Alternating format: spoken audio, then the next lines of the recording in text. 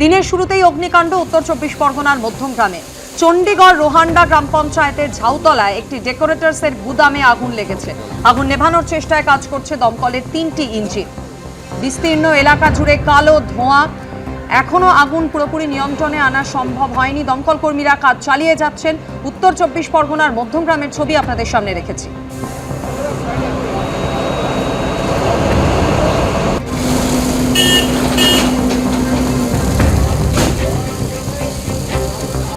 দীর্ঘ প্রতীক্ষার পর ভোট হলো বাংলাদেশে। এবার প্রতিবেশী রাষ্ট্রের সঙ্গে কোন পথে গড়াবে ভারতের সম্পর্ক, পরিস্থিতির দিকে নজর রাখা হচ্ছে, বোঝালেন বিদেশ মন্ত্রকের মুখপাত্র।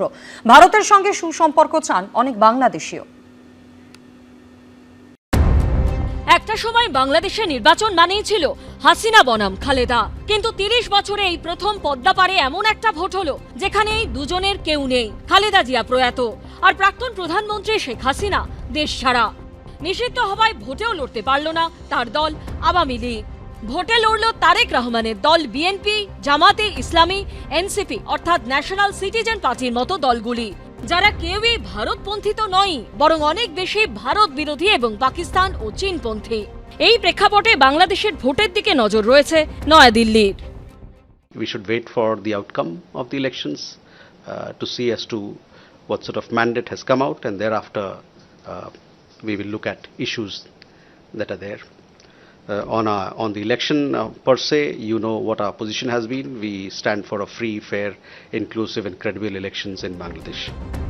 বিএনপি এবং জামাতের সঙ্গে ভারতের সম্পর্ক কখনোই মধুর ছিল না। বিএনপি জামাতের জোট সরকারের আমলে ভারতের বিচ্ছিন্নতাবাদী গোষ্ঠীগুলিকে বাংলাদেশে আশ্রয় দেওয়া হচ্ছে বলে অভিযোগ করেছিল নয়াদিল্লি। এখানেই আন্তর্জাতিক মহলে যে প্রশ্নটা ঘোরাফেরা করতে শুরু করে দিয়েছে তা হলো, ক্ষমতায় তো এদের মধ্যেই কেউ না কেউ আসবে, তাহলে আগামী দিনে ভারতের সঙ্গে বাংলাদেশের সম্পর্ক কোন পথে এগোবে?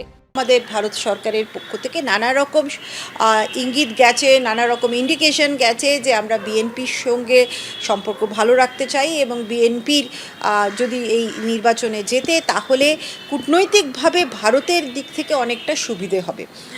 জামাতের সঙ্গে ভারতকে তাহলে যদি জামাত জেতে তাহলে কিন্তু ভারতকে সমীকরণটা সেইভাবে নতুন করে সাজিয়ে নিতে হবে। বাংলাদেশের নাগরিকদের একাংশের কাছে অবশ্য ভারত এখনো পরিবারের মতোই। वो सिचुएशन अभी है इंडिया के साथ हमारे थोड़ा सा जो खिटपिट है वो सब ठीक होना चाहिए। अच्छे सिचुएशन होना चाहिए, अच्छे रिलेशन होना चाहिए since India is our neighbour country, so ठीक होना चाहिए सब कुछ। भारत हमारा प्रतिवेशी है एवं नेबर है, खूब अच्छा है हमारे कंट्री के लिए, हमारा बंधु सुलभ है हमारा देश के लिए, तारदेर के लिए भी हमारा ज़रूरत है। सो दो देश में बंधुत्व अटूट रखे, ये दो देश की चाहते हैं।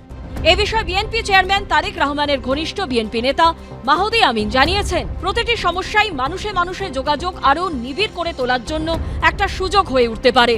আমরা এমন সম্পর্ক চাই যেখানে দুই দেশই সমান এবং ন্যায্যভাবে উপকৃত হবে। বিজেন্দ্র সিংহ, ঝিলম করঞ্জাই রিপোর্ট, এবিপি আনন্দ। এবিপি আনন্দ, এগিয়ে থাকে, এগিয়ে রাখে।